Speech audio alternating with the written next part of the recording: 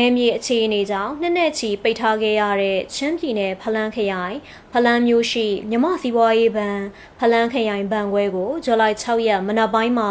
ပြန်လည်ဖွင့်လှစ်လိုက်ပြီးဖြစ်ပါတယ်။မြမစီးပွားရေးဘဏ်ဖလန်းခရိုင်ဘဏ်ခွဲကိုပြီးခဲ့တဲ့2024ခုနှစ်နိုဝင်ဘာလကစပြီးနယ်မြေအခြေအနေကြောင့်ပိတ်ထားခဲ့ရာကနေနှစ်နီးပါးအကြာမှာပြန်လည်ဖွင့်လှစ်နိုင်တာဖြစ်ပါတယ်။ဖလန်းခရိုင်ဘဏ်ခွဲပြန်လည်ဖွင့်လှစ်တဲ့အခမ်းအနားကိုဇူလိုင်လ6 ရက်မနက်9 နာရီက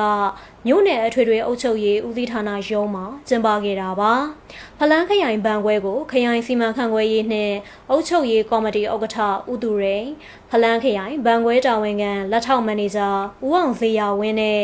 မြို့မီမြို့ဖဥက္ကဋ္ဌဦးစာလျံခုံးတို့က